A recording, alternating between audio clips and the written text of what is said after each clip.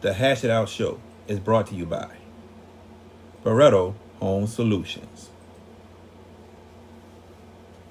Bayou Audio and Video, Hot Works on the North Shore, JFK Martial Arts in Mandeville and Covington, Lil Dizzy's Cafe, The Green Law Firm, personal injury attorney, Kaylin Parker of Magnolia Wealth Strategies,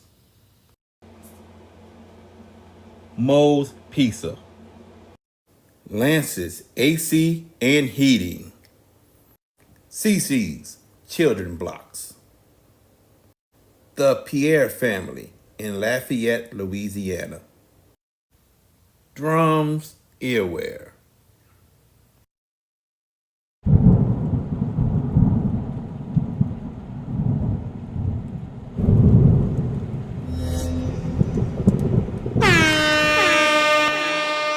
Hands up, hands up.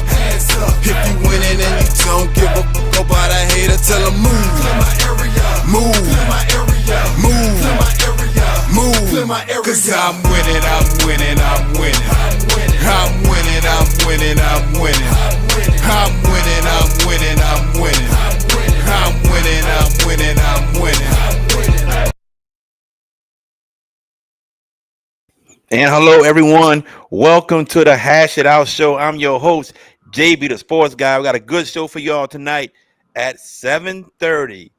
The new director of the Louisiana High School Coaches Association, Miss Jessica Barber, will join us right here on the show.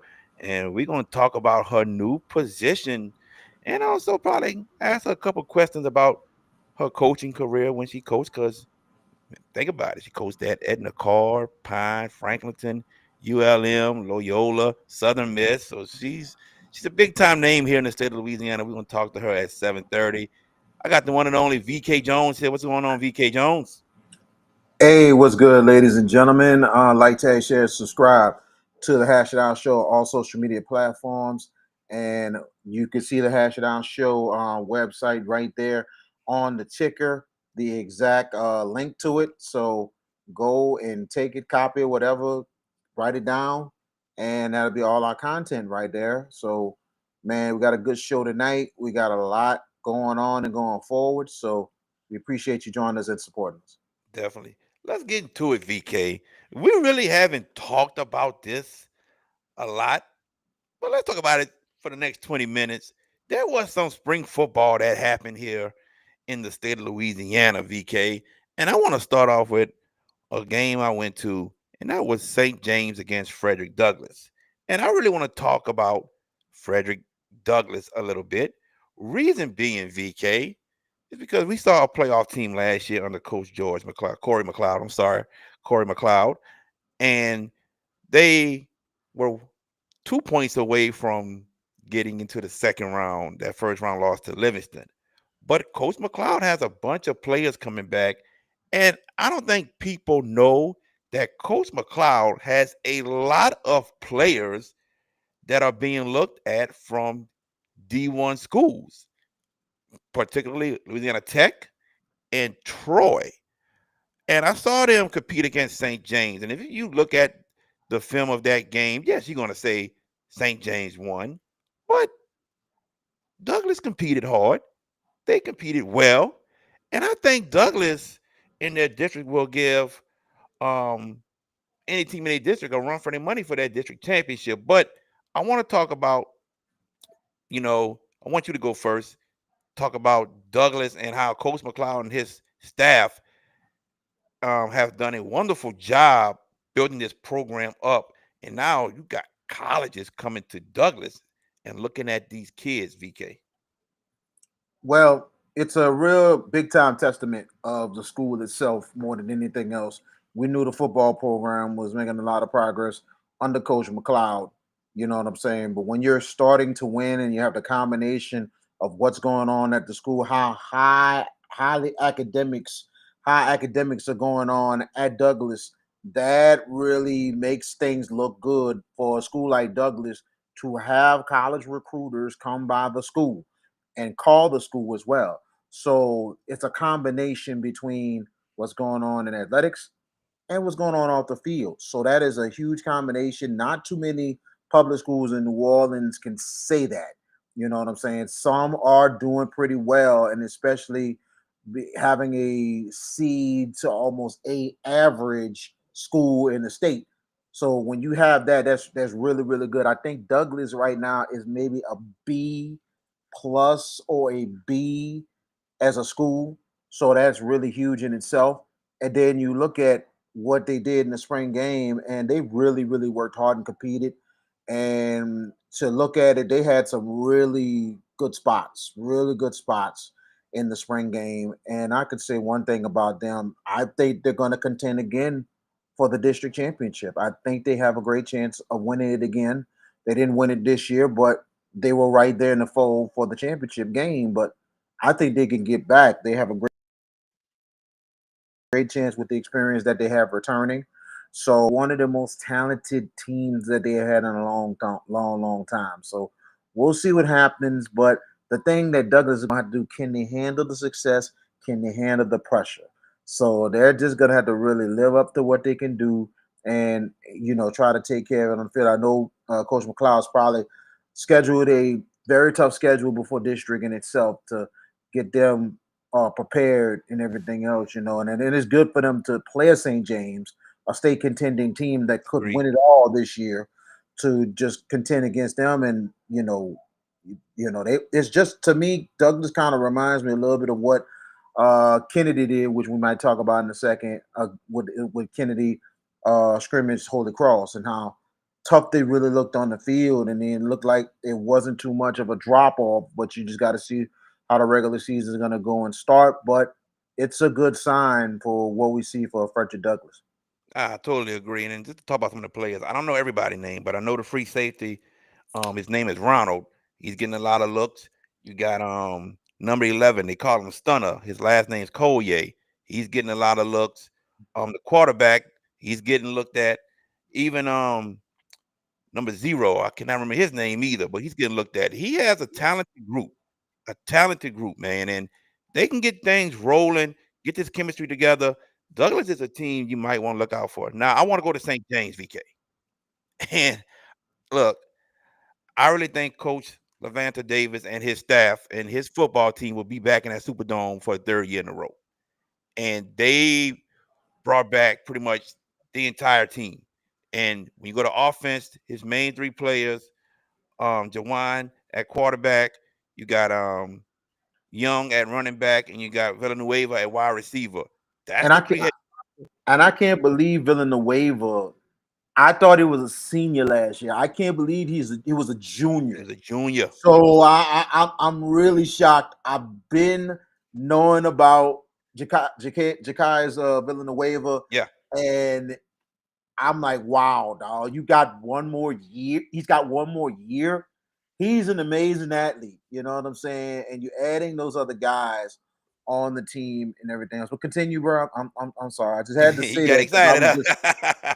and the fact uh, I was excited. I'm just shocked because I'm like, sometimes you forget. You're thinking one guy's like a player is a senior, but he comes like, no, he's got another year. I'm like, look, he oh. he has another year, and Mhm. I think we'll see St. James back in the dome.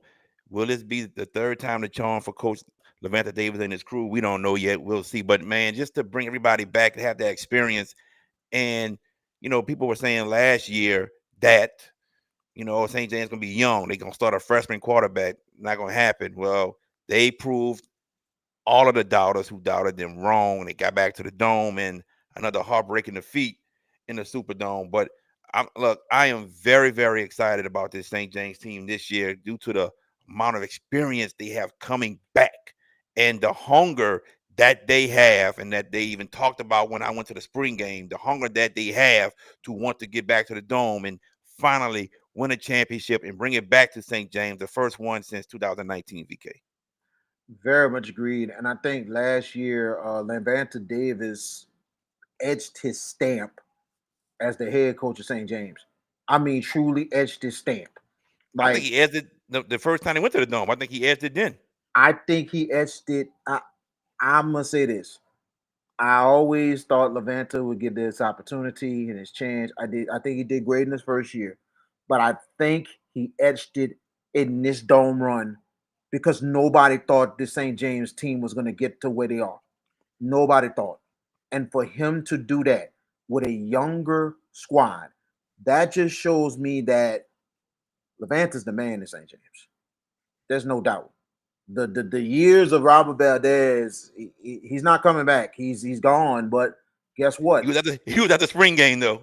He was at the spring game. He's still loved. Trust me, he He's is still loved oh by that yeah, St. he James has number community. love. He has number love for St. James and everything else. And they had a little bit of a sad moment. We'll talk about that in a second.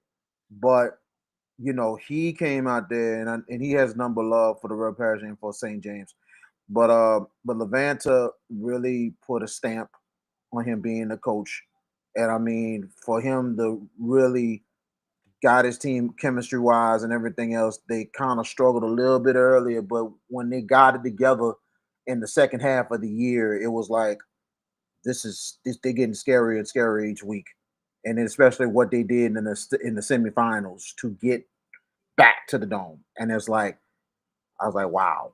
So and for a second they had a lead and they hung with Sterlington, but once Sterlington settled down, that was just it. Yeah, But they had a now hard time stopping the run game for Sterlington in that Superdome. that too. But they did have a lead in the ball He game did. early. Yep. They kept fighting. But for them now with that experience and everything else returning, especially this is one of the youngest St. James teams you'll ever see, and still young. And it's gonna be amazing to what they do this year. This is going to be a squad that is going to be a tough team, despite, and they play in a tough schedule too. Oh So, yeah. and a lot of those games can St. James win? They do have a great chance of doing it, and this could be potential of what happened in 2019 with that team winning. TC told me at the spring game, he came to me and said, "We're gonna beat Shaw this year." I said, "Okay." And I'm like this. Do Love they you, have a TC. chance? Do they have a chance? Yeah, they got a chance. They got a chance to be Any sharp. given Friday, They right? got they got a chance. They got a chance to get to a good undefeated start. I'm not gonna lie, the West St. John game is going to be maybe one of the toughest games of the year. That game Yeah. and St. Charles, because I think this West St. John team that's returning, my goodness, all I'm Hey, gonna tell you, this could be the best. This could be the best railroad classic we will have maybe ever. It's been a long time coming since West St. John has gotten a victory against St. James. I'm So gonna say I think this. it'll be a great game. I'm gonna say this, and we're gonna get to Shamar Smith right quick. I'm gonna say this. Remember last year when people were saying who you think can get to the Division I non-select state championship game, and I said South Plaquemines, and people were like, "Are you serious?" I'm like, "Yeah, I'm serious. South You mean Plaquemines is pretty good. Got a lot of athletes, talented." you mean Division 4? That's what I meant. Division Thank you, Four. thank you. Division 4, thank you, sir. Division 4 non-select, and that happened. I had the same feeling about West St. John this season. I really do. I have a feeling about West St. John that it could be similar to what South Plaquemines did last season, but we'll see. But VK mentioned a minute ago about the former quarterback of St. James, Shamar Smith, passing away. Man, I know you got a few words you want to say, VK first. Well, seeing some things from Robert Valdez on social media this past Friday, seeing some things about Shamar Smith, a couple pictures and everything, and then on top of that, Sean Preston posted some things and he's saying some things, especially about how sad his son got a phone call that his quarterback just passed. And at the time when Shamar and Shaz was a combination, Shaz was only a sophomore. Shaz was only a sophomore at the time at St. James. So, but at the same time, he, I mean, what an unbelievable athlete. He was also up and down, kind of a little bit in personally in the classroom, but Coach Valdez really turned him around. And Coach Valdez will tell any and anything. He said he's one of the toughest players I ever had to coach because he had a lot of trouble on and off the field with him. And coming from junior year to senior, he said senior year was the biggest transition he've ever seen him. Like the maturity really kicked in senior year. And he did not have to really get on him like talking about anything. He became more of a leader. And that would really got St. James going and for St. James to finally win the state championship. He was a real I really thought he was a really good athlete his Yeah. junior year. And I thought St. James was gonna have a chance to win it, but they came up short. I believe it's the quarters they came up short. But the next year, I said it myself before the season. I said, man, this could be St. James' year with all them people returning. This could be the year. But Shamar was a good community person. Everything else, I know he had to go through a lot in life, and it was very. It's unfortunate how he passed and everything, man. But my prayers go out to his family. My prayers goes out to the St. James community. I worked in that community for a little bit. I frequent with a lot of folks out there, and I really treated Basri like a home to me, man. And deep down, my family origin started in Basri, so it's a little kind of a little personal, not too personal, because I knew Shamar. I met him one time a bit, and seemed like he really overcame some things. So, but it's a sad time for and and can you believe it's two legendary people we lose from the River Parish, Kyra Lacey and now Shamar Smith in 1 year. Yeah. Wow. Nick Campbell, our good friend That's Nick Campbell, that's sent me a text, man. I couldn't believe it. I really couldn't believe it, man. I was just shocked. Just shocked. and I had to wind up texting Robert Valdez, and I'm like, "Is it true?" I say, "Yeah." I said, "Oh my god!" Yeah. And then a person I worked with, that's one of the teachers I worked with, who worked in the communications department, the communications program, and she was like, "Did you hear about?" And I was like, "Yeah." I was like, she was so sad about it. She said the community is really hurting. Yeah. Yeah. And then even my mama texted me. She heard about it and she texted me and I say, yeah. So I was just shocked. Wasn't expecting that, man, but you know, send out my condolences to his family and all his loved ones, man. And that's just hard. So And I know we'll probably most likely will maybe have a St. James game for one of our weeks on the Hash Out Show Game of the Week, and we will pay a tribute to Shamar Smith on our broadcast. We will do that all right, we're gonna if it's okay with you. go. I'm making sure. You know what I'm Dude, saying? yes, definitely with some Tamar Smith and we go there, yes, without a doubt. Most definitely. All right, when we come back from commercial break. Like I said, the new director of the Louisiana High School Coaches Association, Miss Jessica Barber, will be joining us right here on the Hash It Out Show. Are you in need of a new windshield? Leo Autoglass can help. For 20 years, Leo Autoglass have been servicing the New Orleans area with windshield replacement and auto glass repair. Give them a call today, 504 301 8353. Hey y'all, this is Jen Hale from Fox Sports. You're watching the Hash It Out Show with JB the Sports Guy, VK Jones, and George Pepis. Did you experience storm damage from Hurricane Francine? Barretto Home Solutions can help. You can give them a call at 504 940 7552. Green Law Firm is a full service law firm specializing in personal injury, criminal law, successions, and family law. With over 25 years of experience, the Green Law Firm continues to provide efficient, competitive, and effective representation to clients throughout the state of Louisiana and all across the nation. Consultations are free. If you're looking for results, call the Green Law Firm at 504-328-3990. That's 504-328-3990, located at 931 Westwood Drive, Suite B in Marrero, Louisiana. The Green Law Firm. At Bayou AV Security, we are your one-stop shop for all your needs, whether it's enhancing your home entertainment system, securing your property, ensuring a seamless internet connection, or illuminating your outdoor spaces. We've got you covered. Bayou AV Security, where technology meets reliability. Call us today to experience the Bayou difference.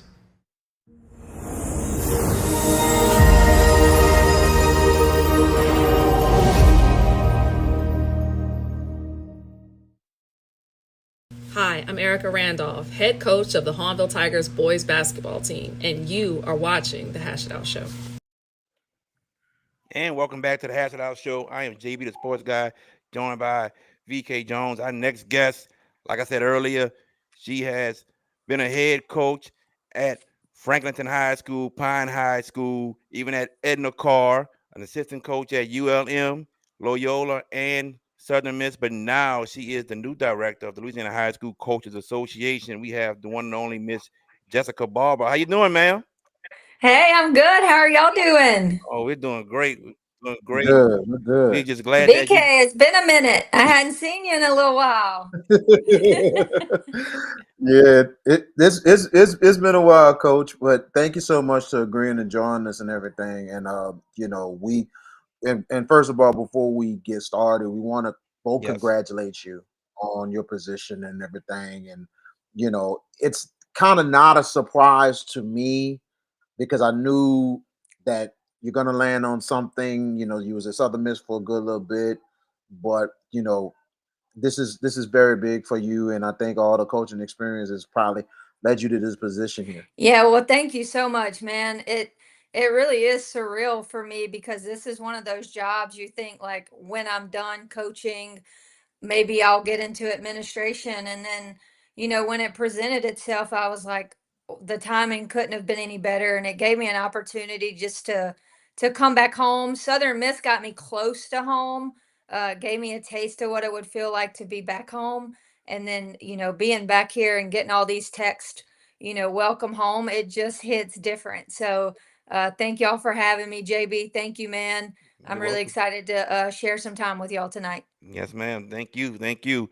Let's get started. What is your duty with being the director of the LHSCA? Well, I think it probably the biggest thing is to be an asset to the coaches across the state. That's representative of every sport. So that's you name the sport that is sanctioned by the LHSAA, and I will serve as their director. So every sport has their own association, like the Louisiana Basketball Coaches Association. Football has one, baseball has one. And so they kind of operate themselves based on what their sport needs. And then I'm just an extra person there to serve them and just to help them out in any way. Some of the real duties, like that you can check a box. I'm in charge of the convention that we have every summer. Uh, and that won't just be a Jessica Barber thing. That is a lot of work from a lot of people who are calling me left and right, like, what can I do to help? And I'm like, wow, you think you're going to have to hunt down people to help you, but that has not been the case. It's been really awesome. So that's one. I help out with all the state championships, man in those positions. And then the all-star events is that falls under my umbrella as well. So, like I said, those are things that my position is directly responsible for, and then indirectly, just taking care of the coaches as best I can. You talk about your new position. Are there any goals that you have planned that you want to achieve being the new director? Well, Eric Held has done an amazing job. He has really brought the coaching association to an entirely different level. So my big goal is just to continue to walk along the side of the footsteps he's already laid. You know, everybody. I mean, I feel that it's some really big shoes to fill. But my overall goal isn't to fill his footsteps. It's more or less to walk next to what he's already laid, and then just to kind of expand on that, bring my own little creativity here and there. One of the things that I talked about in my interview was bringing myself and others together in a more Mhm. regional setting. So, traveling to North Louisiana and offering stuff um, where there's a need, just because not everybody can come down to the convention. Life happens. Coaches barely get time off in the summer. I understand that more than anyone. And so I feel like if we can bring different clinics to different parts of the state throughout the year, and then just to continue what he's done with being available, just giving all my time to them in any capacity that they might need. So that's a big goal of mine is uh, regionally having things. That will help the coaches and spread awareness about their sport, and then just have some time together where we can all get together and just visit and Yeah, talk about what's impacting our sport, so that when we get to the meetings we can kind of already have a goal in mind. I like that. Like that regional meetings. That's nice. That's nice. With that being said, and you trying to make this happen, which I know you will, what qualities make you a strong leader? Wow. I think more than anything is my willingness to give of my time. I don't think working in college sports, you don't turn your phone on silent. There's no such thing as this is my work hours. Like, you work all the time. And even before that, like having the opportunity to be at CAR, um, I've been several schools, Yeah, and teachers sometimes get there at 7:30 and they leave when the bell rings. That did not happen at Edna Carr High School. We had coaches and even teachers teaching, and providing extra time to kids at 7:30, 8 o'clock at night. I was never the first one there, and I was never the last one to leave. Um, so given my time, I think I'll continue to harp on that. And also just being able to relate, being an assistant coach, you kind of put yourself in the position where you're probably the first person the players go to when they have an issue. And so you kind of decide, like, you listen to them, and then you decide, like, does this need to be brought to the head coach? Or is this something I can kind of help take care of and diffuse it? So, serving as the director of the CA, you're kind of in that same position between the coaches and the LHSAA, so being in their office, I understand like what they do to operate, and they're not against the coaches. They're doing what the principals and the coaches have voted for. right. They sometimes get a bad rap, but it's not them. They're just adhering to what they're supposed to do. And so I can kind of be the person, like, I hear what you're saying, but like, this is where they're coming from. Yeah, And so I think, as someone who's sat in their seat, that they'll know I have their best interests, and I'm not afraid to sit at a table and advocate for them. So I think that's, something that will be helpful. VK, floor is yours. Coach Barber, gotta ask you. You took your you more, not just your coaching career, but more you was an Mhm. athlete like long time ago in high A long school. time ago, You dang. I don't mean to say a But long time I'm VK, ago, still an man. Because athlete, VK. you still a. I'm not saying you're not. I'm talking about like your whole career started as you played in high school at Franklinton. You played women's basketball and also you played softball as well. Two sport athlete. You know what made you? inspire yourself to become a coach? Whew, I had some really awesome coaches. And I would say I had two incredible parents first and foremost, and I think development starts in the home. Yes. Um, However, we know that everybody isn't afforded a two-parent home. Everybody comes from different walks of life. And so I had coaches who, even though I had incredible parents, were still an extension of my parents. Um, and so when I think back of, like I had more dinners with Regina Meyercheck than I sometimes had with Christy Barber. So I don't think what I wanted to do was ever in question. Like I think I always wanted to be a coach. I had the opportunity to play for my dad from the age of 4 until I was in the 7th or 8th grade. Um, and I just felt like that job would never be a job, number 1, and number 2, it would open up more doors than any other job could possibly open for me to live out my purpose, if you will, without trying to sound all, it I always knew my purpose was to serve other people. I've known that for a really long time. And to me, coaching allowed me to be around basketball or softball. I've coached tennis. um, and serve other people, and I think it's almost like your own ministry, if you will. It is a ministry. And so my college coach, when she would go recruiting, I played NAI, so we didn't have all the NCAA rules that limited those relationships. She would take me recruiting with her, and I was like, man, this is a dream. Like, you just get to watch basketball all day.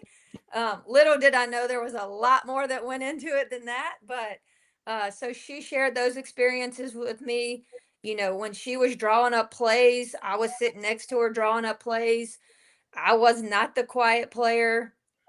I wasn't disrespectful, but I wasn't the yes ma'am player. I was asking like, why are we doing this? Like, why aren't we doing that? And so the X's and O's kind of came naturally to me. I watched a ton of basketball on TV. I watched it live. And so I just think sports are like the perfect avenue to continue like your passion for it and also able to mentor other people. Wow. Talking about your going from there to being a college player to becoming a coach at the time, and you coached at Pine and also Franklinton, and all of a sudden you wind up coaching at Edna Carr. Mm. Now, going to Edna Carr, was it at the time kind of a culture shock for you since you came from the North Shore, being from there and everything else? But at the same time, knowing Edna Carr at the time when you arrived, it was in a transition more than anything else. Signed up, getting that program back on a roll more than anything else, getting back to more of the Rolando Blackman days of consistency with Carr girls basketball. Well, first of all, that was completely I've like played against Carr. My brother played against Carr in the playoffs. I'll never forget traveling from Franklinton to Carr for them to play in the playoffs, and they had the smoke machines in the gym, and the gym was so small and it was packed out. And I'm like, if you love basketball, like that is where you wanted to be. So I won't deny VK that demographically it was very different than anything that I had really been a part of, other than my parents made sure to expose me. My house was open to every teammate I had at Franklinton. Everybody called my parents mom and dad, aunt and uncle, so I wasn't completely blindsided by the differences. And Edna Carr was pretty diverse as it related to the teachers who taught there. A lot of the coaches before me, that. But I'll tell you the thing that stuck out to me the most is at Edna Carr, the standard was the standard, and there was no compromise. There was no like, hey, we haven't been that great in a while. We're gonna give you time. Like, you were expected to come in there and do right by those kids first and foremost. And I learned real quickly that if I would just follow the lead of Jabbar Jalouk, Taurus Howard, Bryce Brown, uh, Donnie Russell, all I saw was them serving these kids, like continually putting themselves as if they were their own kids. And so that was the standard there. So it didn't take long to adjust. Um, I was a really tough coach back then. If people saw me coach now, my other kids would be like, "Oh my God, you're so soft." Um, but those girls, they would respond to anything I threw at them. And so I knew that, and you spoke on this earlier, VK, about public school system. This is what really got me, is because there was an article released in the New Orleans newspaper about, and it was a coach, and she's a friend of mine, that we don't recruit public school kids in New Orleans because they don't qualify. That's all I needed to hear. And so I was like, they don't what?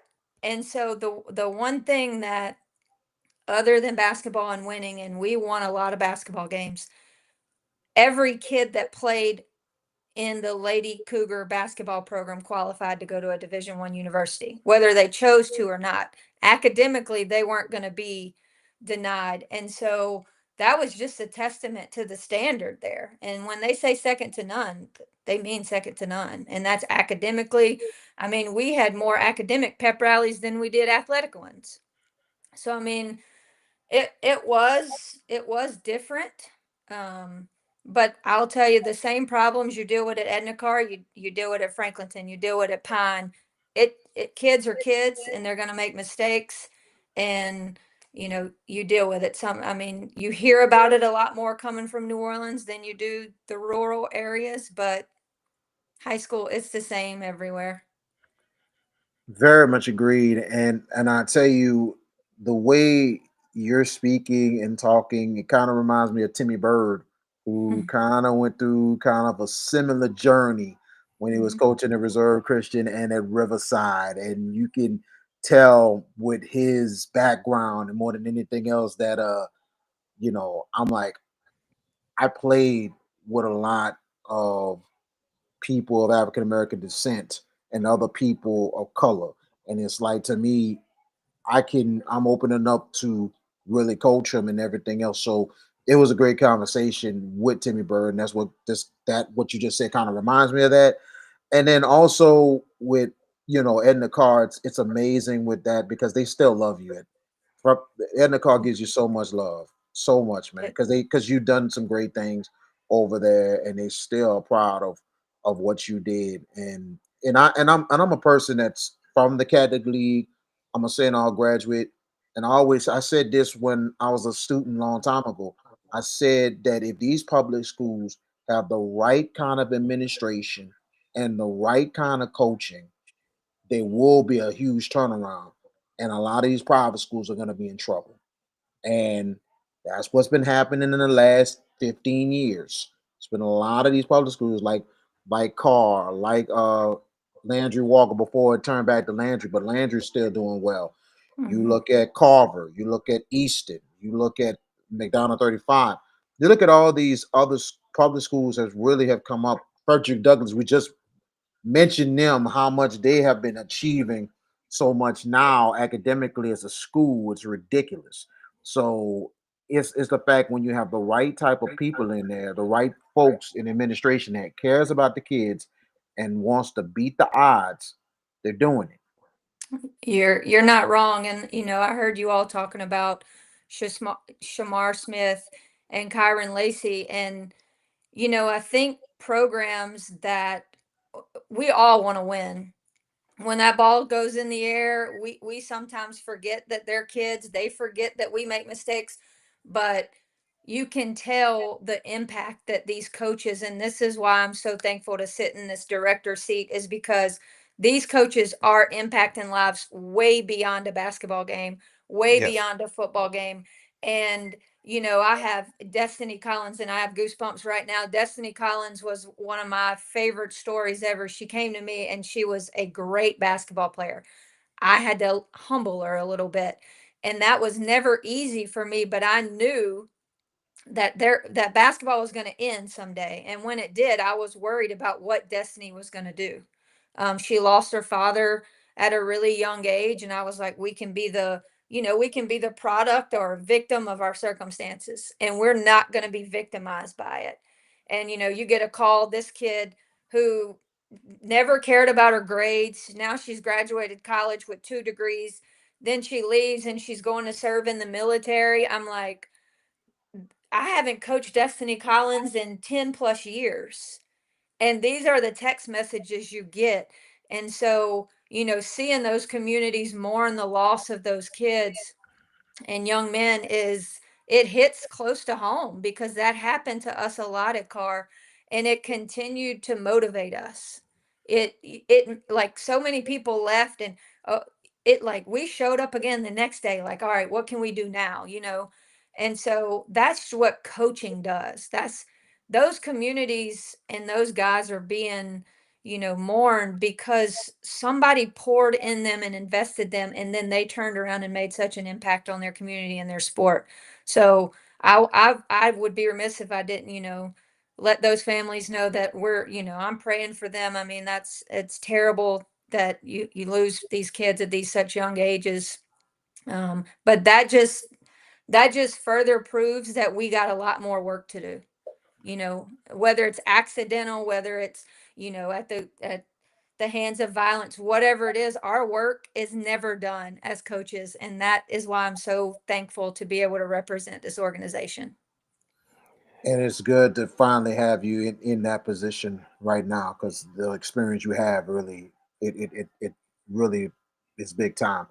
Looking at the college career, I mean, you've been in 3 schools and everything else. How it was with the transition from the high school level to coaching the college? Well, fortunately, I got to coach at colleges that still recruited high school kids. That was really important to me because my background is in high school coaching. And so I wanted to always be sure that I was on a staff that didn't forget about the high school kids. Um, and so I think it helped a lot because on when I was at ULM, I was the only coach on the staff that had high school experience. Everybody else had just coached college.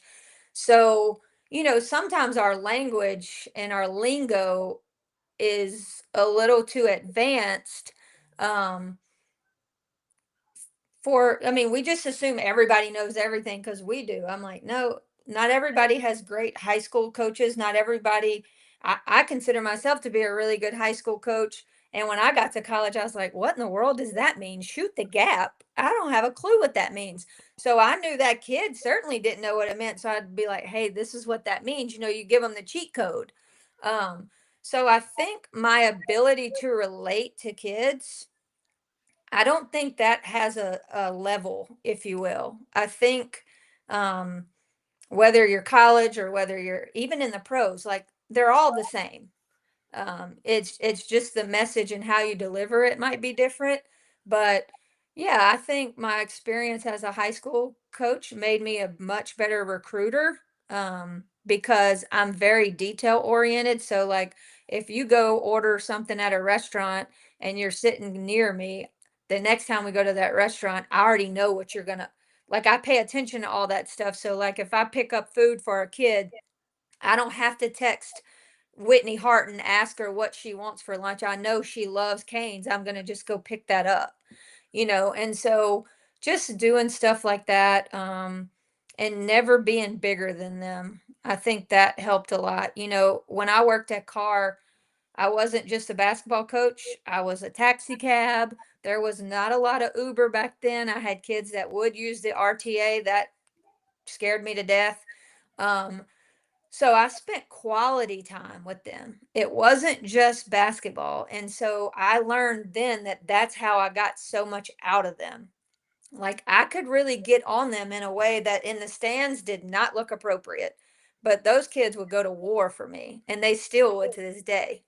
And I can't think of one kid in my time there that would say, and I mean, they would say things that I've said to them that would probably be negative, but they don't have a negative, experience. And so they just had their big alumni thing the other day, and they were like, "Coach, you coming?" And I was like, "Well, I'm not an alumni." And they were like, "Yes, you are." So, um, yeah, I think just my experience at the high school level and having to do everything at high school taught me to be a much better assistant coach because I kind of knew what the head coach needed, take things off of their plate instead of continuing to pour stuff on their plate. So yeah, I think that probably helped. Very much so. And I gotta ask you now, since having that experience in college and all the transitions of all how the game has changed now. Totally. Now, with you being in the coaches association, now what would you try to implement to the coaches, especially with the kids being recruited, especially like, now not too many division ones are looking at high schools. Like most of the time, it's the smaller schools or it's the JCs, the junior colleges, that are probably this close of having it more of a minor league because the 2 years might not even count anymore. And that'll be probably really huge for them to be really recruited and go on to a D1. What you can say to the coaches, and what do you think about this big change? Does more of these high schoolers need to lean toward the small schools and the junior colleges to get a chance? Well, I caution myself on saying one way or the other what people should do. Even as a recruiter, I realize like I want you to think this is the best situation for you, but it might not be. Um, I think that at some point, I hope that it trends back in the other direction. I think the transfer portal might calm down a little bit now that revenue sharing has become a thing, since you can actually sign people to multiple year contracts. So I do think high school kids will be recruited again. It may never go back to the way that it was, but I do think it will pick back up to some degree. I would always say this. I wasn't fixated on a level that never I could have played Division 1 basketball. I wanted to go somewhere where I was wanted. I wanted to go somewhere where I was needed, and I wanted to go somewhere that I was going to play.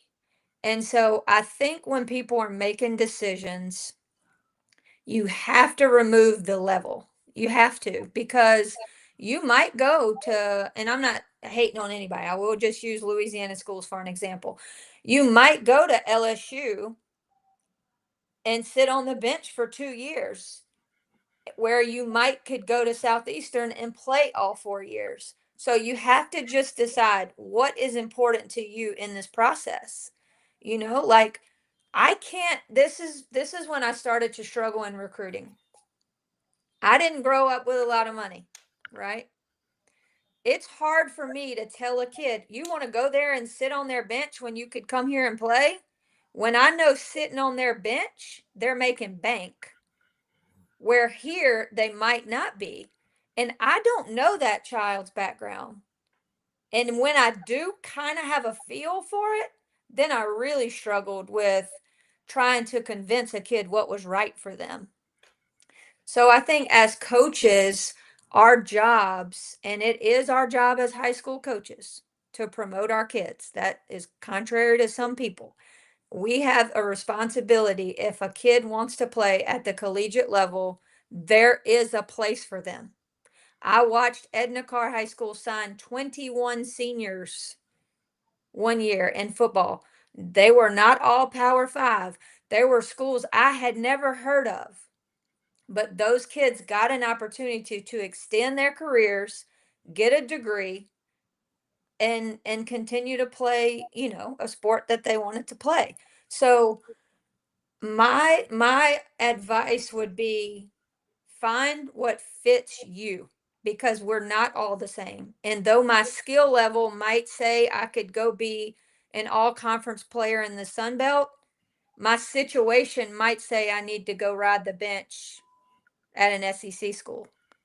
I can't argue that. That's not for me to determine.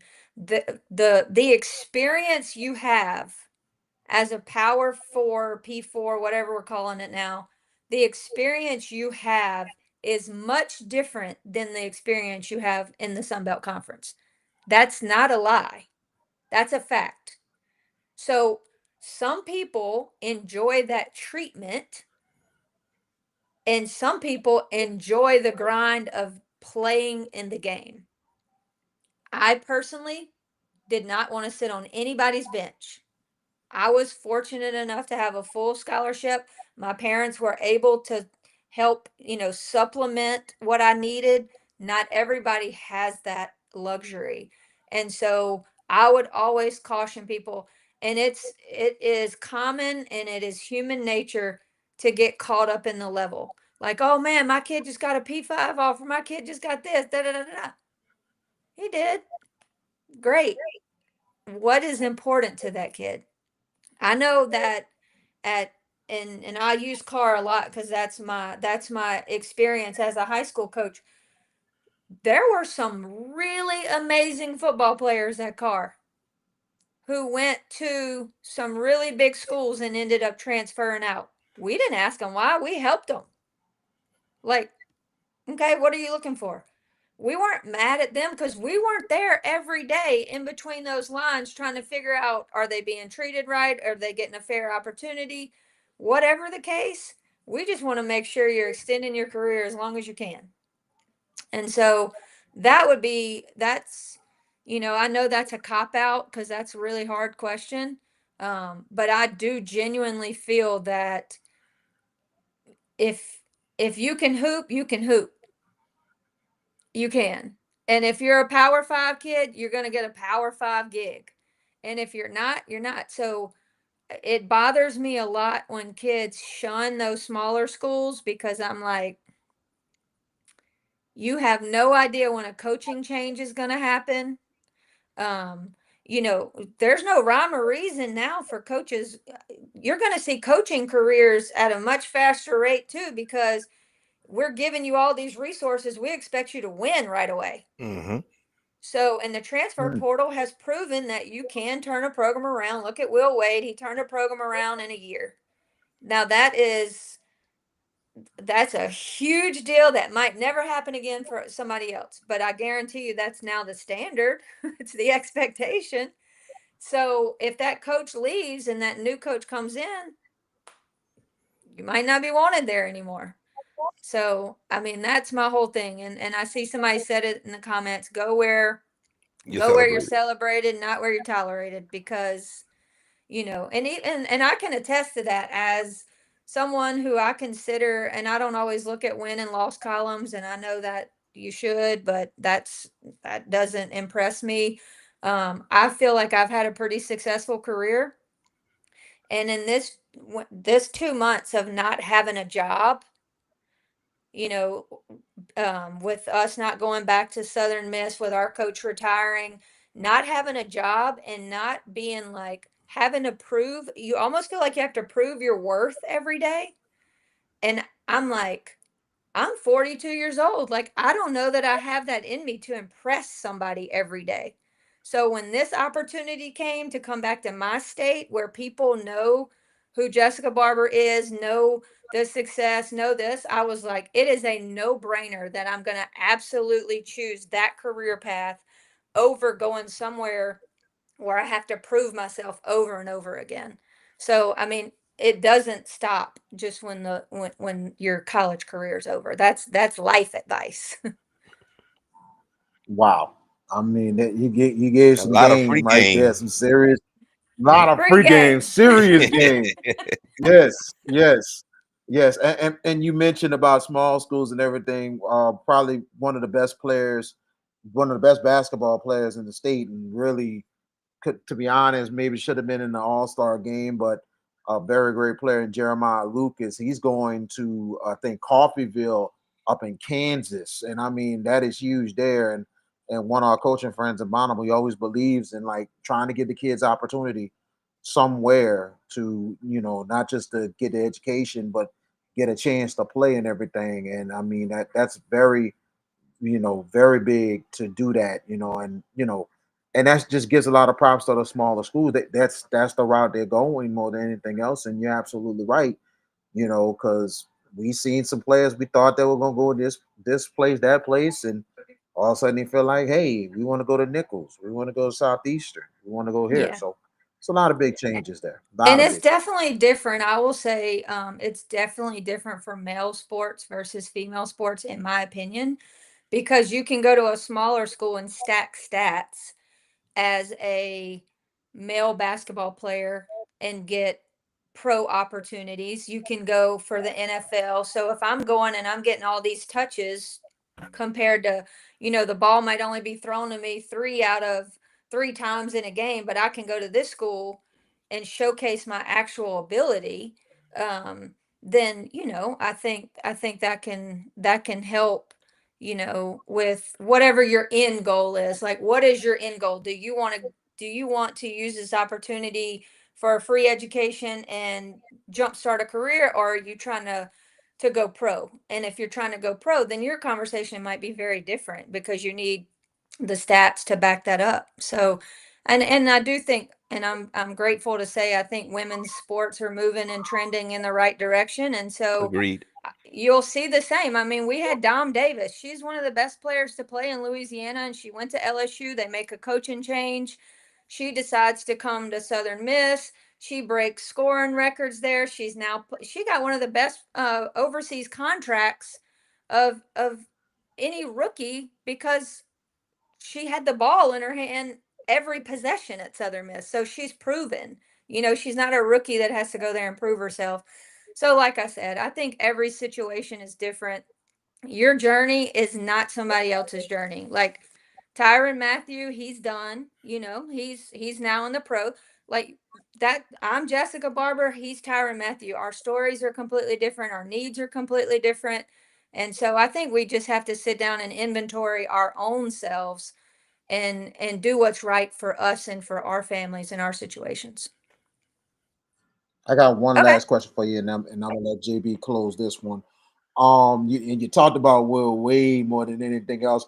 Watch what's going to happen on the McNeese women's side with Ayla Gazzato. That's all I got to say on that one. We had Gazzato. We're looking forward to seeing what happens. But my last question to you, Coach. And I think this is big steps you're taking from Eric Hell. That's my guy. I mean, great dude, and I'm kind of shocked that he left the position, but I know he's got plenty of things. I know he's probably officially Mhm. retiring now, I guess. But with you looking at the coaches and officials, Oh God. what are your goals with that? Because it's interesting because we've been seeing a lot of things. Me and Jared been seeing a lot with questionable calls, questionable things each week in football and basketball.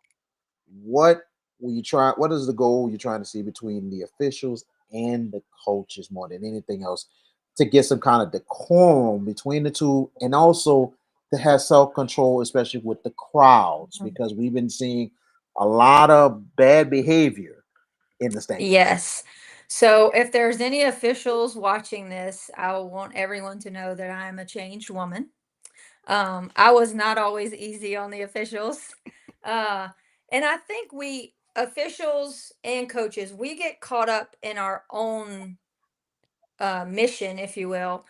I don't think, and I know there's human error in every person. There's bad cops, there's good cops, there's bad teachers, there's good teachers, there's there are people in the world who have bad intentions. I think they are the minority. I don't think people show up to a game and they're like, I'm going to blow this call. And I don't think coaches show up to games and they're like, I'm going to ride this official. I think our, and it's not an excuse, but as a coach, Number one, my job is always to fight for my kids. Mm-hmm. And that's way bigger than basketball or Yeah. way bigger than football. That goes way beyond because those kids need to know that providing they're doing the right thing, that I have their backs because that's what's making them run gassers out in 100-degree weather in South Louisiana for me, right? So Right. I think our passion does, sometimes trend in the wrong direction. Um, I think officials they have an impossible job. They're going to make one team really happy and they're going to make the other team really mad and they're going to make one set of fans. It's like being the president of the United States. It's there's always going to be someone divided on a decision or a call you made. I think as long as, we're doing it it, it's a really hard conversation because there's really no excuse for the behavior. There isn't. There's no it doesn't matter how passionate I am. That is another human being who might be wearing stripes. That is a human being. And I don't think that any sport gives us an excuse to berate those people. I don't. And I have been guilty of it. And so I think the more we can, and we've set up roundtables. Last year, they did a roundtable at the convention for all sports. This year, we're going to break it down because basketball and football seems to be the more heated sports, and so we're going to have roundtables with coaches and officials so that we can. They're going to be able to ask questions, but I think the goal of that is to get us in the same room. Like we're on the same team. I think we all have the same goal.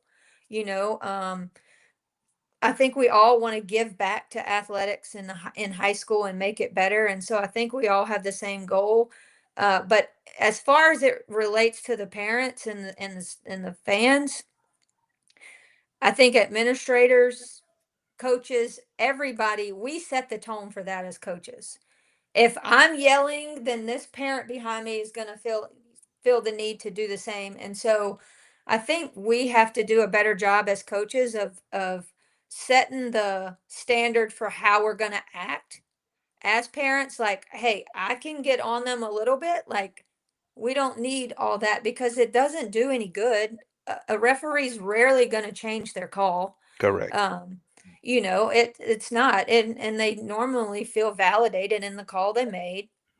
um so I think I think the officials association, and I get an opportunity to share space with them now, so we'll be able to share a lot of conversations, and I'm excited about that. They're doing a really good job training their officials. There aren't a lot of officials. So just there are going to be a lot of mistakes because the pool of officials is not what it used to be because they're tired of being talked to the way they are. Um, and so, I mean, their lives are at stake. Yeah. We've seen people, officials being attacked from the stands. So I think as administrators, as schools, as superintendents, wherever it has to come from, like we're going to have a zero tolerance for that in Louisiana. Like we shouldn't be highlight reels on TikToks because we're attacking fans. Like that is out of control. That is never what sport was intended to be. And we can't get so caught up in our individual agendas that when all that stuff happens, the very people we're fighting for are the ones who lose, and that's the That's kids. right.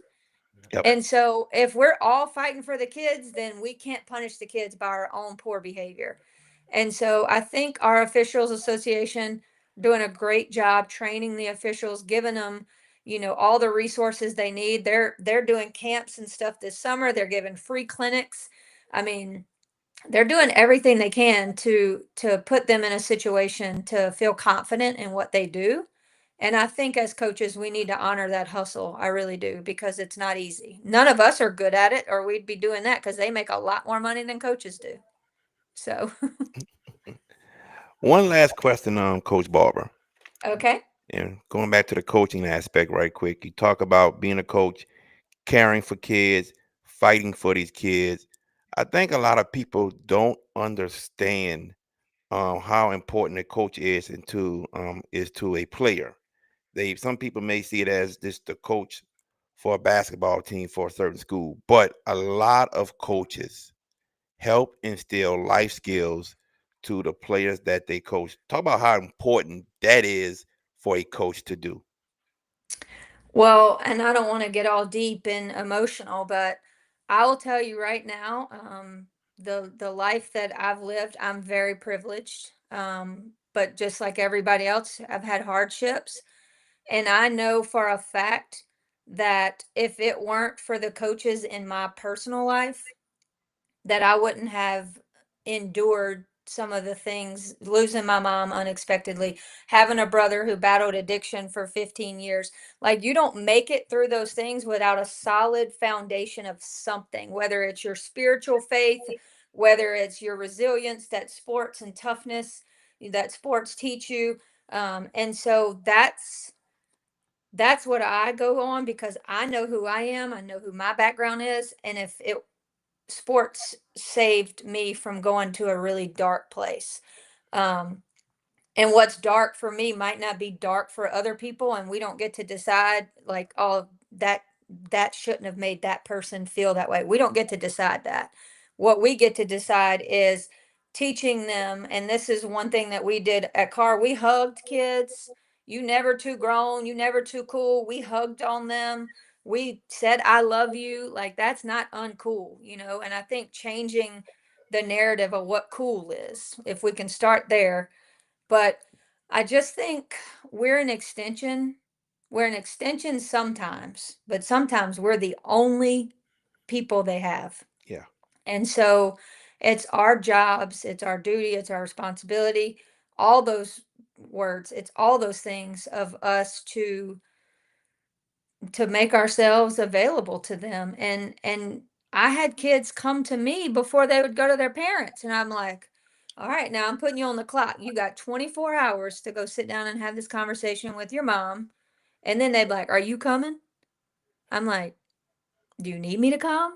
You know, so we spend way more time with these kids than their parents do. yeah, Parents working a 9 to 5, kids get home at 6 or 7 from, we're with them the majority of the day. So we see the difference in their mood and in their demeanor before their parents notice it. You know, so I just think that we are coaches and teachers. I'll just are the difference makers, and often underappreciated and undervalued. But it you can ask most people that any I'd say if you ask 10 people who is the most impactful in their life, 8 out of 10 of them is going to name a teacher or a coach other agreed. than their mom. Most people are generically going to say their mom, and moms are amazing. But I think when you really dig deep in kids, their most influential people in their lives is probably somebody that coached them or taught them. And so I do. I think we spend the most time with them. We show them tough love. We we win with them. We lose with them. I mean, losing. When I saw Jabbar Jalook break down after losing the state championship, one of the I have never seen that man have a bad day ever. Walk in a building with him, I never saw him have a bad day. He was the same Jabbar Jalook every single day.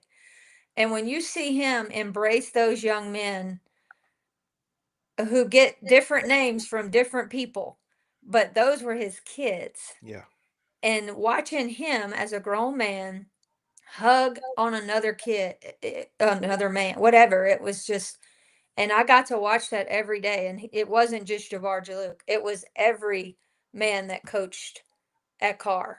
And so it was deep, it was deep. And so that's when you truly know, like, coaching is a mission field. I mean, it really is. You have a much larger mission than winning a game. And so the beautiful thing in all of that is you can talk about Coach Valdez, you can talk about whoever you want. You can tell the programs where the coaches are pouring in on a deeper level because they're winning on a much bigger level. yes, They Very, are. They might not win the state championship every year, but they are winning close games. That's when all that stuff kicks in, is when the game's on the line, because that's when they're really like locked in and executing for you. So Yeah, it definitely shows. I just ain't never forget what Jabbar Jalou when he hugged. I'm sorry, Jabbar. I'm sorry, Jay. I just had to Go say ahead, this man. right You good? You good? quick. Jabbar, I remember, and I was there in the dome when they lost to Franklinton, and to Yeah. me, I still say to this day, the best state championship game I've ever seen. Ever.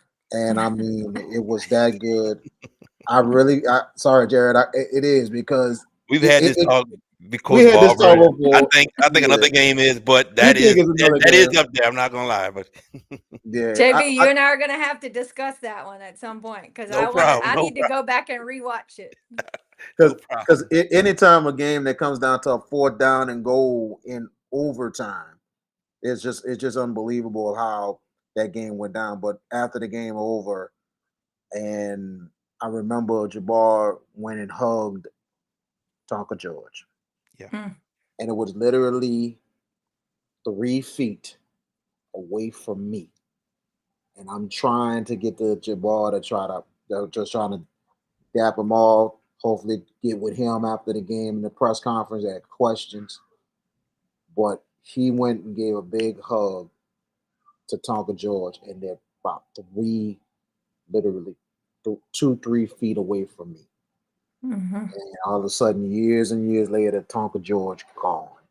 So that was just it hit me very, very personally more than Mhm. anything else because I'm Yep. like, man, days after he graduated from college, gone. But we live our lives every day, and you just don't know. And a lot of these coaches really pour into it, and I remember a time when I interviewed, and it was a recent, and I can't remember the name, but he played linebacker at Carr, and it was a couple years ago, and I interviewed him after the ball game. Had a great game. It was against Carver in the playoffs, and all of a sudden, a couple weeks, I think it was like about weeks after the season, shot and killed. So it hits home, especially because even Bryce Brown talks about how he really literally is like a dad to all his players, and he makes sure he calls each and every one of those players after practice and make sure they're home.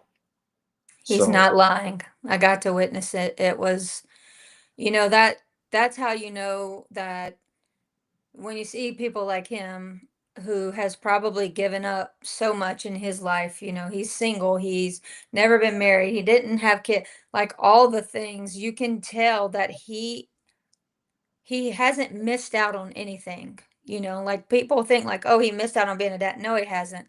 He's been a dad to far more people, and those kids would literally give their lives for him because they know for a fact he would give it for them. And so you're not wrong being able to watch that. I'm telling you, that play, I know I'm still special to them, but those people are so special to me because they showed me a completely different level of investment into kids' lives and the return on that investment. And so that was, it was beautiful to witness. There was a lot of sadness, we witnessed a lot of unfortunate deaths. Tonka was one of the not worse. There's no level, but I mean, he is gone, but it's so beautiful to watch what that program has done to continue to honor him and his family Yes. by giving out his yes, number every year. And I mean, they make that a big deal. And those kids wearing that number now have no idea who Tonka George is. Right. They've never laid eyes on him, but they know what it means to wear that number, and they wear it with a ton of pride. And so that's what I'm saying. It's so much bigger than state championships. They've won a God's plenty of them. I'm running out of fingers. But what they're doing over there in that building and their new building, um, is it supersedes any state championship trophy for sure. Oh, yeah. Definitely. Totally agree. Coach Jessica Barber, thank you for joining us.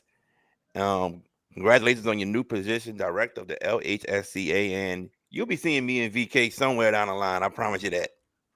Well, guys, I truly I want to thank you because when I was playing, and we hate to bring up the old days, but I was very fortunate to have a guy, Brian Richards. He wrote for our newspaper, and he followed me. He's still doing stuff for me now, and we're both grown.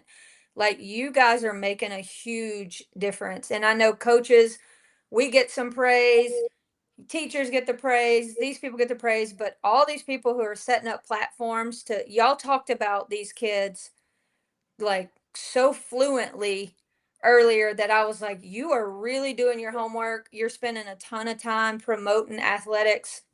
And so none of these kids get to the next level without your help. And so you're a part of the process. And so I just truly wanted to thank y'all.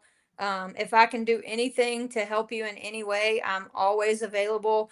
And we want you to be as much a part of, helping the coaches and helping the players in Louisiana, because I'm gonna call y'all and be like, who is that kid? Who is that coach? Because the way y'all talking about these people, y'all just spitting it out. And I'm like, that's goals for me to be able to talk about the way that y'all talk about all these programs. So you are not, you are not unnoticed and very much appreciated. So thank you so much. Thank you, Coach. Thank Thank you. you, Coach. Appreciate it. Appreciate it. For sure. Definitely. We'll see you down the line, Coach Barber. You take care. All Thank you so right. much. Take care. All right. Thank y'all. No problem. No problem. That is Coach Jessica Barber. Oh, that was a lot of fun, Look, man. And look at the man, smile on your face, man. See. This is where the hard work start to pay off more than anything else. You know what I'm saying? Like, Jared is going into. We've been together. No, we've been together doing things for a long time beyond the Hash It Out show. But the Hash It Out show is now in year what, 3 or 4, one of the yeah, two. yeah, But at the same time, he's approaching in his third year doing prep sports all around. I'm approaching year 20 in August. I'm approaching year 20. So that is huge there, and plain and simple. I'm gonna say this right quick, and we're gonna move forward. Any council people or whatever, I would like to have a declaration to be recognized, Oh, not there just you for go. me, not Oh just for my me. God. For one, we want the Hash It Out show to be recognized for what we're doing in the community and It's for a high school council, sports. Lord. That not number one. I want the Hash It Out show to be recognized first, and then myself to be recognized There he because goes. I Yes, oh feel. my Lord. Lord have Hey, mercy. Not I, himself. I'm My I, goodness. I'm not. I'm like this, man. My Look, goodness. this is the passion I've been having for almost 20 years, My and I God. just did not stop. And that's a testament to anybody that has their dreams and aspirations and goals, that to fight for their dreams no matter what. So just saying, but Coach Jessica, man, that was fun to have her on. And I mean, she opened up a lot tonight, man. A lot of things came out, a lot of game. And we're gonna put this on social media so y'all can watch the replay of this, man. This was an unbelievable interview. It's there now, and it's gonna be there once we finish. It's there on YouTube, and we'll get it out on Facebook and everything. Get my good friend right here, VK, to post all that on Facebook and all that good stuff. All that good stuff. But back to Coach Jessica Barber, man. That was my God. That was amazing. All the free game, the knowledge she gave us tonight on certain things, and talking about her goals and aspirations of now being the director of the LHSCA. Oh man, it's good things to come with her, man, and she's gonna do a great job. But what we just witnessed with her was just phenomenal, VK. Very phenomenal. We knew that, especially when we decided to go ahead and get her on the show. I just had a feeling right then and there that, and to be honest, was Even when trying she to was get coaching at Jessica. Southern Miss. Yeah, we wanted to Yeah, get Jessica on there. We wanted to do that because she had a story to tell. I yeah, covered her when she was in the car coaching, and I had to ask that question about the culture shock. I had to, because the fact of the matter is a change of the guard a little bit after all them years, but the consistency you see from her, it was amazing what she done at Carr. it was too bad they lost in the semifinals of the top 28. I was hoping Two they would. straight years she lost. She got to the Yeah, semis. 2 straight years. and I'm thinking I was hoping one of them years, especially the second time. I'm thinking this got to be their year they win it all, and they came up short. But but her transition has just been amazing. You knew she was going to open herself up, open her heart and her story up more than anything You can else. tell From she's being somebody that really cares about people. She really cares. That yes, comes first, caring about people. caring about people. Period. Yeah. You know what I'm saying? And that's straight up, man. And you just gotta love it. Somebody from out of Franklinton, but she said, yes, yeah, I was privileged, but I went through a lot of struggle. Thank you, Coach Fig. Yeah, Yeah. so that says a lot. That's a testimony because everybody has their achievements, but you can't forget about the struggle. The struggle inspires you to push forward, to stay within the grind, No, it's and perseverance. It's it's perseverance. yep, not a perseverance, Oh and yeah. it's perseverance between the three of us, me, you, and George Peppers. For us to keep this thing rolling despite of what we go through in our lives.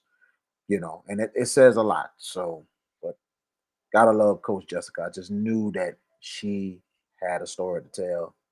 She told it tonight and gave us a lot of what's gonna go forward with the new director of the Louisiana High School Coach Association. Exactly. Exactly. Man, that was great. That was great to have her on the show, man. And looking to have her sometime down the future, but look into seeing Because her again, if it's at the if Superdome or what if we run into her at one of our game of the weeks man, we're gonna bring her into the press box and ask halftime? questions. Halftime, that's what we gonna do.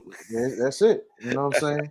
Because I think she's gonna be a little more open to it than anything else. Eric Hell was an open person. Yeah. He was an open book. Ask him anything. It's all to the good. And we're gonna miss Eric. We're gonna miss him very, very much. I think But he Jessica left it is in good hands for Jessica. absolutely. Yeah, Hearing what I heard tonight, I think it's in good hands, and without a she's doubt. trying to Easily. really unify the Yep. state more than anything else with the officials, with the coaches and everything. She said having regional meetings instead of having one meeting at one spot, knowing everybody can't get to it, having regional meetings in a Shreveport or Alexandria or go to Lake Charles. Yeah, that's big, Which is man. that's a That's that's a big. great idea. That's a great Yes, idea for people to save their money from traveling. You know correct. what I'm saying? So people can go in their region. They can go from Central Louisiana, they can go to Lafayette, or people from here can go here. Yeah. I think it's great logistics of what she's putting together, and I know she's gonna put it together, Oh and yeah. knowing what she's capable of doing. So she has a business mind. Yeah. So there's gonna be a lot of good bit of turnaround, but I think Eric Hell did a great job, but I think great. This is a great replacement here. Yeah. Definitely. Definitely. Definitely. When I saw she got the job, I was like, oh yeah, this is great. This is good news. And I was like, yo, VK, gotta get Jessica on the show, Coach Barber. And we made it happen, definitely. But thank you to Coach Jessica Barber for joining us on the show tonight, man. That was fun in itself. It was fantastic. It was phenomenal. A lot of lot of lot of free games she gave out tonight, man. That was just great. Um, it is 8:30. We're gonna go ahead and wrap this up. We're gonna be back next Wednesday, same We time. What you got to say? before we wrap up, we can't I'll give you the last word, but go ahead though. Go ahead. Go ahead. but we can't wrap up that we just 2 minutes of this. 2 minutes We of what? can't forget the LSU Tigers in the College World Series. Yeah, they play Saturday, y'all, against Arkansas. The 20th. We got to give a quick thought about it, bro, because we're just on once a week for right now, and this we're gonna make this quick because somebody else is not here that we know is gonna stretch it. We're not gonna be bad long with this, Jared. Can we Oh do man, that how at you least? do that? How you do that, man, like that? Say that man gonna stretch I'm it. not. I'm not. I don't mean to Oh throw that. man. There you go. Now you know Hey, my where I intention was go? not like that. That is not my intention. You know Oh that's not man. my intention. You know that's not my intention. Let me rephrase that. We're going to keep it short. That's what it's going Thank you, JT, Jordan Taylor, under the lights. to You too, my brother. now, Jared. Let's give your thoughts on LSU, the 20th College World Series, one of 7 teams that has ever done it in NCAA history. And Jay Johnson with his second trip to Omaha. They did made it to Omaha today as the Tigers. They will play Saturday. They're on the same side of the bracket, and they will take on Arkansas 6 p.m. What are your thoughts on this? Because it looks like, bruh, I really think why they got them two playing first because they and three why and a they got six them on the seed. same side. It's a 3 and a 6 seed. That's why. Three and Arkansas's a six. 3 seed. Then LSU is the 6 seed. That's how it goes when you got 18 quarterfinals, 3 versus a 6. That's true, but you don't have too many other top They lost. They teams. lost. So Exactly. This that team that beat them 1 seed or 2 seed, they just slide into that spot. That's how it is. The bracket is correct. You can't redo a wow. bracket. You can't redo a bracket because okay, we got a 3 and a 6 seed. Okay, well let's make them number one. Let's make them number two. No, you can't do it. How No, the bracket not is made and how you come, boom, that's it. oh no, not saying reseeded. Not saying reseeded. Then what are you saying? They have to I'm play each saying other. It's a 3 6 no, seed not quarterfinals. not saying that. Here's my thing. Not saying reseed. If you're seeing that your top 8 is now down to what 2 and it's 6 and 3, you gotta put them on the opposite sides That's because of that's the that's fact that that's man, reseeding. That's reseeding. You cannot do that with a bracket. The brackets are set. The bracket is set. How you get there is how you get there. You beat a 1 seed, you got to follow that bracket through. That's it. You cannot say, okay, well, we got a 3 seed and a 6 seed left. We got to move the 3 seed here and move a 6 seed here. No, the bracket is set. Cannot do it. No way. No way. That's like me in Taekwondo winning world championships. I beat the number 1 seed in the quarterfinal. So now me being the 8 seed move over. Oh, we got to move. No, the bracket is set. Can't do it, brother. you're fair, man. You're fair, man. I just, I get I get what you're saying. I'm just I mean, thinking. think about it. Think about it like this. Hold on. Think about it like this. Let's do high school football. The playoffs are out for Division One, non-select, and the number 1 seed is Destrehan. They get a bye, and they have to play. Let's see, the 16 seed. Let's just say that's the Airline Vikings, and the Airline Vikings beat them. So now we go to the quarters. We got to move airlines somewhere else now and move the 2 seed. No, brackets set. Back to you. Well, you're right. You're right. You're right. Yeah. Well, I guess that's what it looks like more than anything else. But I think it's going to be an interesting matchup on Saturday with LSU and Arkansas. I think the winner of that game is I wouldn't underestimate anybody else. I think Murray State and UCLA. I think Murray State's making a great one. UCLA is making a great run. Coastal Carolina is back, y'all.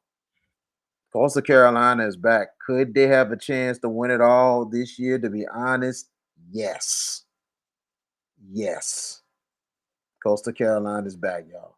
And this could be their time. Could they win it all? They got a chance.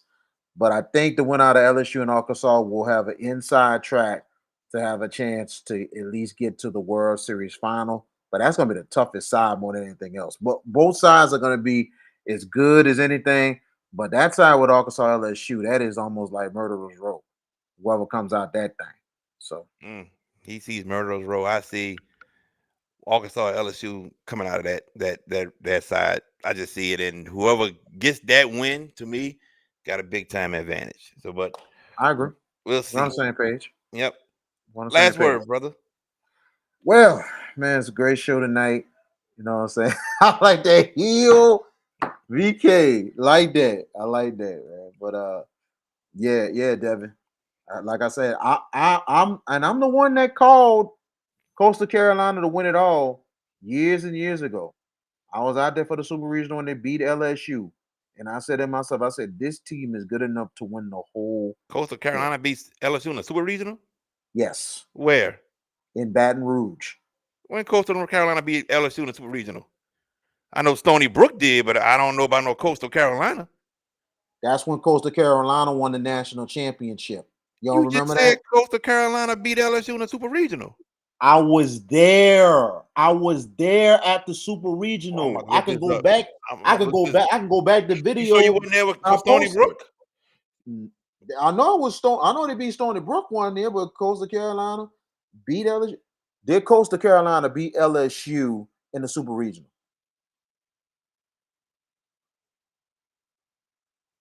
According to LSU Athletics, Coastal Carolina 2016. baseball super regional. Baton Rouge, Louisiana. Coastal Carolina's Michael Paez hit a walk-off single in the ninth inning against LSU to give the Chanticleers a first berth in the College World Series, 4-3, late Sunday at Alex Box Stadium, Skip Bertman Field. That was June 13th, 2016. Yep, I got it right here. June 13, 2016. All right. Hey, y'all. VK finally right on something. Let's give it to him, y'all. Finally right on something. He gonna brag about this for the next few days. Yeah, in this group chat with me, him, and George Peppers. He about to be like, all right, I told Jared, Coastal Carolina came to LSU and won a super regional there. Lord have mercy. Congratulations. I'm not saying nothing. All I know, I'm gonna be prepared for the picks this year coming up. I'm I'm trying my best. I'm not gonna talk too much, but I'm trying to come for everything. I'm trying to come for everything. He That's trying to lose all it. I gotta He say. trying to lose it. Bruh, let me tell you something. I was this close to winning the god doggone playoff, and a technicality Oh, took me out. I tell So you, that's all boy, I you gotta sound like say. George A Peppers in the dome. technicality. Y'all just can't take a loss. You gotta find an excuse. Look, look, it's just facts. It was a technicality. I'm like this: a loss is a loss, but at the same time, if we wouldn't have a technicality, I win the championship All right. weekend. So here That's it it. is. We Here move it on. is, ladies and gentlemen. I won the regular season. We went into the Superdome. I think for the playoffs. I think me and Peppers was tied, and you was behind by Yeah, one. I won. Yes. Yeah. Okay. So Peppers lost out with Dunham losing. I picked um Calic New Iberia. VK, he needed Franklinton to win. And with the reviews, that's what he's talking about. The reviews, the technicality. That's what he's talking about. Because they had to review the fumble and everything, and then didn't go his way. Winner, me. So that's his excuse. Technicality. Man, take the loss, man. Go ahead. Look, tell Coach Barber to mention Eddie Bonine to move the games to a stadium where there's no instant replay. There you go. You want that? Whatever, man. The most heartbreaking losses sometimes is be a bad call or some kind of technicality.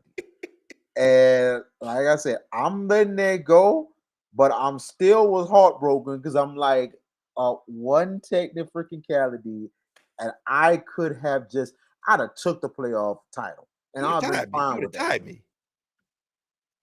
and it would have came down to one more game. So it would have been cool. I'd have took that because of the fact that George Peppers kept on talking and talking about, yeah, I'm gonna get my playoff title and everything. Okay, He was a defending champion for the he playoffs. was a defending champion, but I'm like, I'm gonna go back to back. Okay, but we're gonna see this season, and I'm not gonna say nothing. All I know, I'm gonna do what I can, and I'm coming for everything.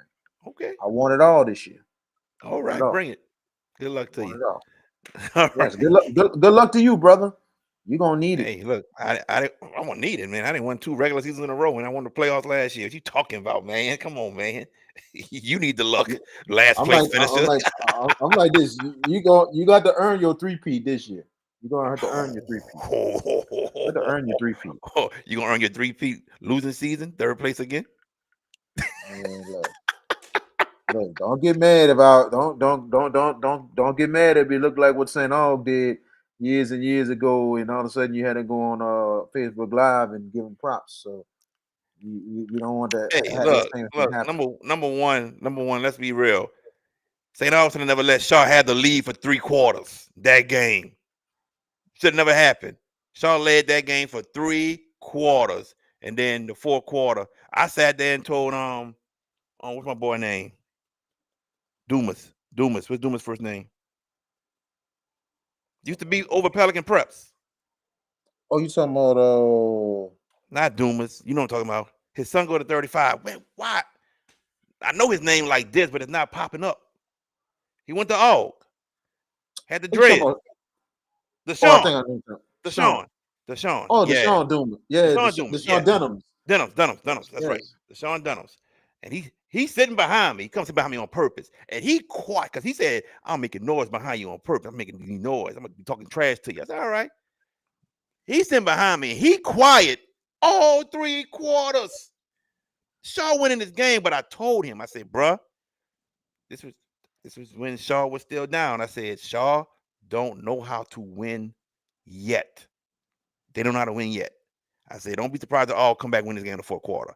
And that's what happened. When that happened, boy, Deshaun Dunham was talking his behind off. Big purple, big purple. But see, this man was talking smack the whole week, and the thing about I've it is always done this, that with dog. y'all, though.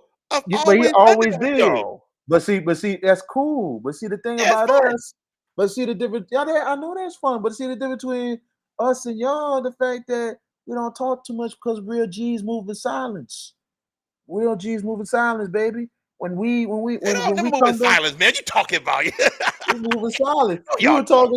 You talking smack that basketball year. And dude, it was like, all right, bro. I'm like, man, we had y'all. We just couldn't close y'all out. Okay.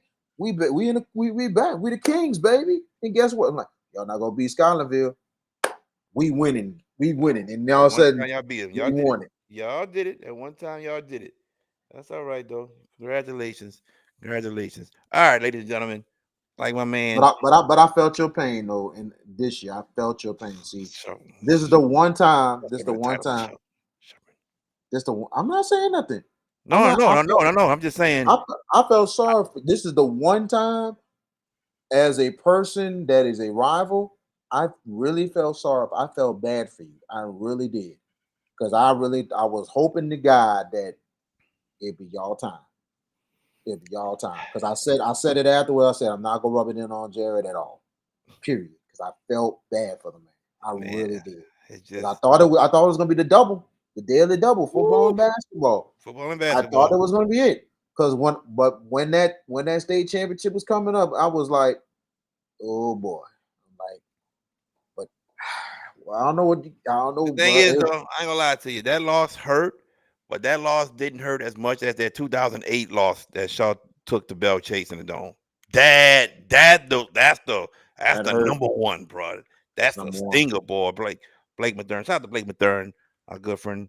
Um, And I love how you giving that man love, dog. I know it hurts, but I'm proud. I I'm ain't got nothing proud of your against Blake. maturity, dude. I'm really am. I ain't got nothing against Blake. I mean, they beat us in that dome, and that's 3 years in a row. Shaw went to the dome and lost.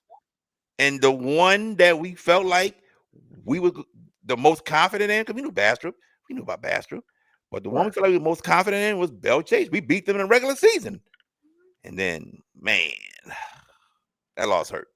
But anyway, we're gonna move on. We're gonna move on.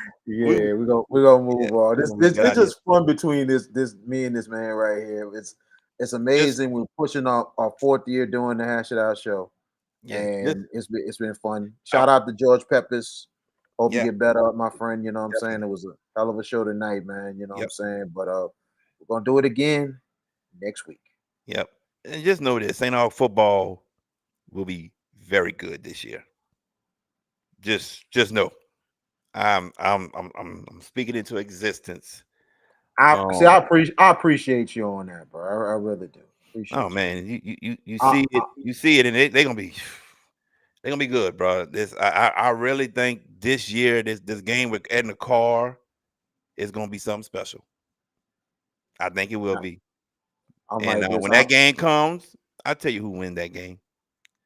I'm like this. I'm keeping my expectations on even keel as an alumnus more than anything else. I'm keeping it even keel. You make Now, when you make an extra point last year. You in overtime with St. Thomas more. exactly, but I'm like, look, I'm keeping it even keel. When St. Aug finally gets by, finally wins the semi-final game and punch a ticket, the first ever ticket, because They have never been in a Superdome state championship setting. They never have. Thank you, Anthony. So I mean that'll be huge for them. And you're talking about I'm going to go nuts Yep, Green Wave. if Yep. that helps. It's going to be unbelievable. So Yeah. Well, I got to be on the field to see my alma mater win it. Maybe you get to experience that. that's the biggest thing I took from last year when Shaw won it. I really thought Or Ken may have this you call that game. You this never know.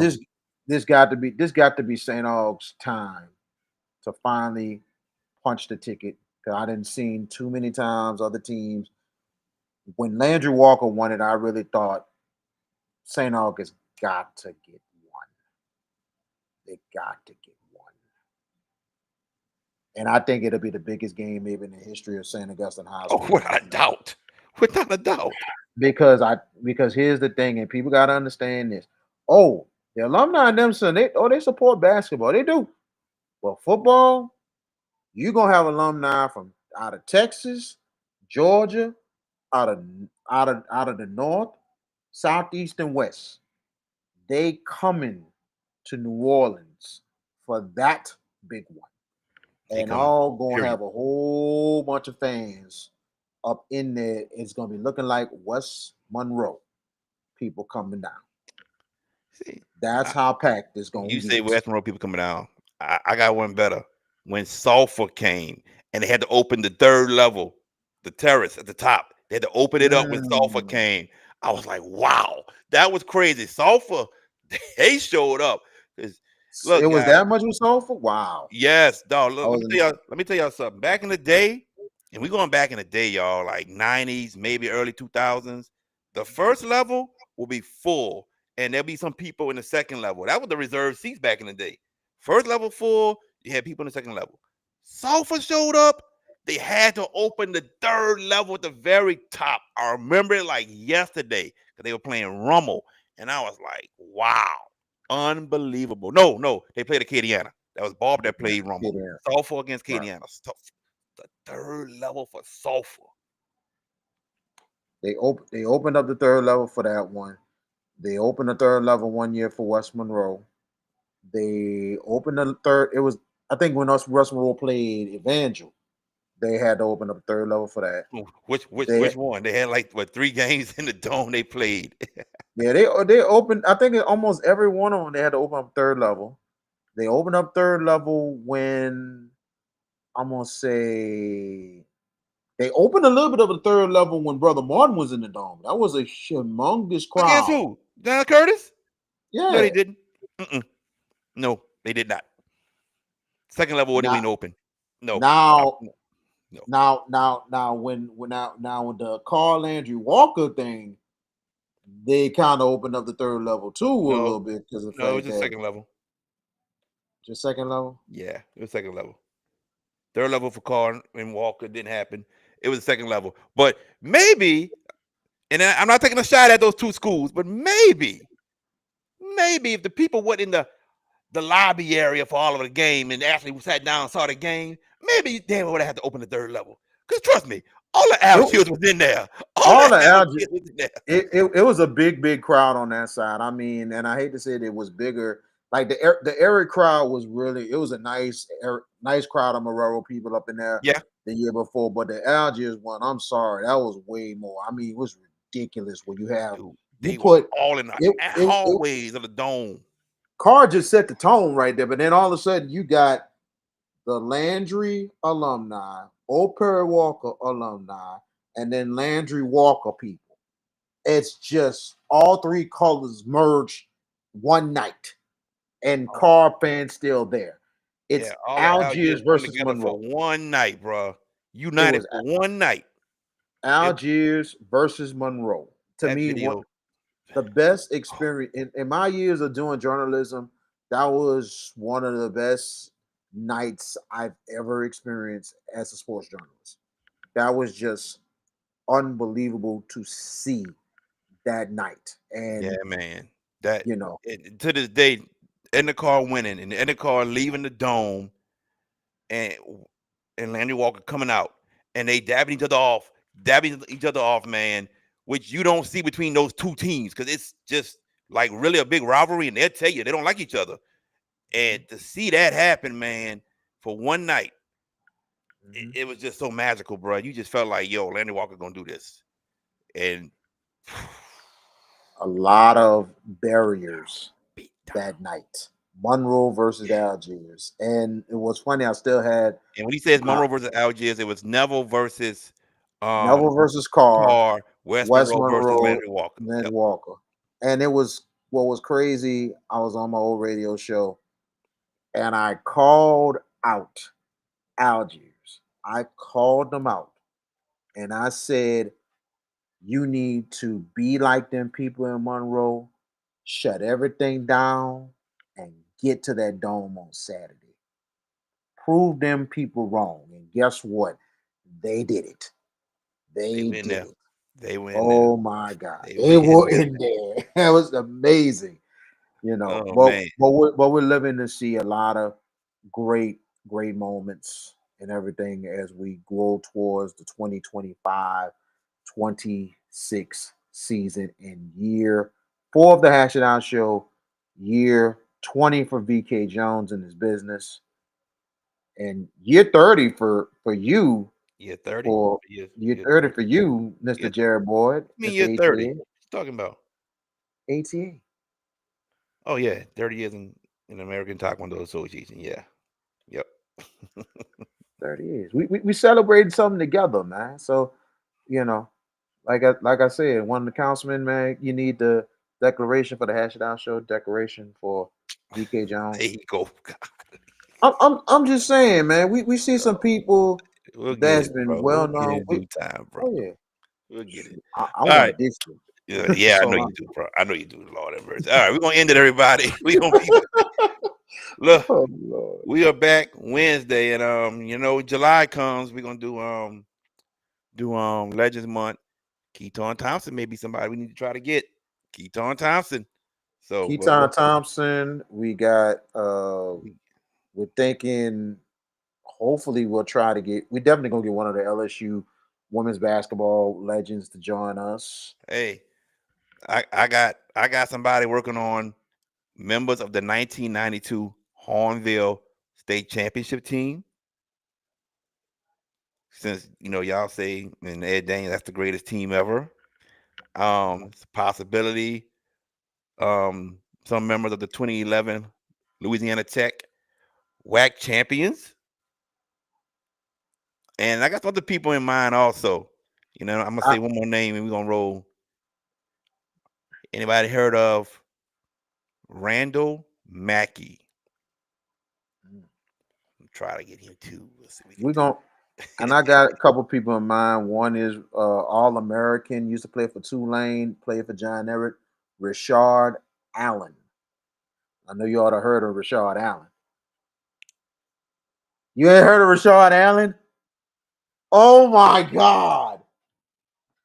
If you're talking Dwayne Spencer, Randy Livingston, Rashard Allen, he played with Gerald Honeycutt at Tulane. Okay. So I'm kind of, but trust me, I got his contact. It's gonna happen. Rashard Allen and a member of the 1995 St. Augustine National Championship team. And I know I had his contacts. We're gonna try to have Maurice Robertson on our show as well. Yeah. Legends Month kicking up. But all right, we going for real now. We'll see Yeah, we're y'all going. Wednesday, same time, 7 o'clock. Thank y'all for tuning in. Thank you for Coach Barber for joining us. Hey, till next Wednesday, y'all take care. JFK Martial Arts offers a wide variety of martial arts programs for kids, teens, and adults as they empower lives through martial arts. Please give them a call at 985 266 0664, and don't forget to ask about their 1 week free special. Feeling drained from the constant noise in your daily life? Immerse yourself in pure audio bliss with drums. Experience a world of crystal clear sound, free from distractions. Discover the ultimate relaxation and escape into an oasis of serenity. Grab yours today. drumsworld.com. If you're looking for the best pizza in Metro New Orleans, then you're in the right place. Moe's Pizza has a great selection of Italian food that can satisfy your appetite, and they can also cater to your needs in any event. Give them a call at 504-341-9650 or log on to www.moespizzanola.com, located at 1112 Avenue H in West Wego, Louisiana. Moe's Pizza, Italians do it better. Hi, my name is Micah Higgins, head boys basketball coach at Bonneville High, and you're watching the Hash It Out Show. Go Bruins! Thank you for watching the Hash It Out Show. Please like, subscribe, and comment. Thank you.